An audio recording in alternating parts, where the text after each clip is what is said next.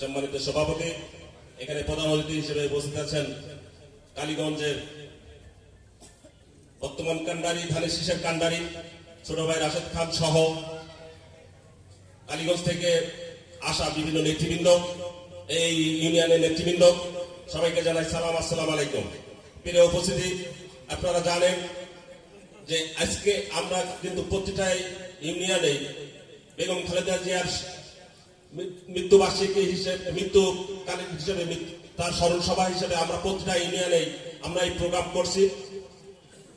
এই প্রোগ্রামের ধারাবাহিকতায় আজকের এই ইউনিয়নের এই দোয়া মাহফিল, আমরা আশা করি যে নেত্রীর সম্বন্ধে আজকের এই দোয়া অনুষ্ঠান, আমার মতো ক্ষুদ্র মানুষ সেই নেত্রীর কথা বলা খুব দুরূহ ব্যাপার।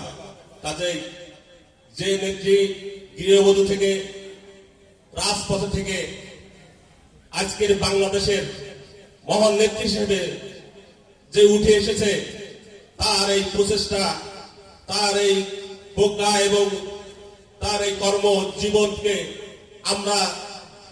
আমরা সামনে থেকে দেখেছি। তাই যে নেত্রী আমাদের থেকে চলে গেল, সেই নেত্রীর স্মরণ সভা এবং তার দোয়ায় আপনাদের সম্পৃক্ততার আমি আমার আন্তরিকভাবে ধন্যবাদ জানাচ্ছি। পাশাপাশি আমি বলতে চাই, আমরা যারা কালীগঞ্জের লোক, আমরা বিশেষ করে আমরা এই কালীগঞ্জের বিএনপির ঘাঁটি হিসেবে আমরা পরিচিত।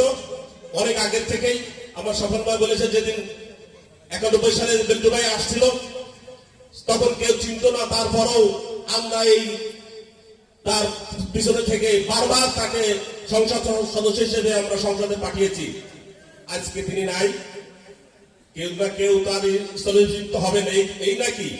কাজেই আমাদের নেতা তারেক রহমান এমন একজনকে পাঠিয়েছে, হয়তোবা আমরা রাশেদ খানকে নাও চিনতে পারি, কিন্তু দলের কান্ডার হিসেবে এখানে পাঠালো, তাকে তো আমাদের চেনা দরকার কিনা? কাজেই সেই রাশেদ খান কে কি আমরা এটা বড় কথা নয়, আমরা এই প্রতীকের নির্বাচন করতে চাই। এই প্রতীক যার হাতে থাকবে সেই আমাদের নেতা, তাকে নেতা মাইনেই কালীগঞ্জে রাজনীতি করতে হবে। এই আমার শেষ কথা। সবাইকে ধন্যবাদ। আসসালামু আলাইকুম।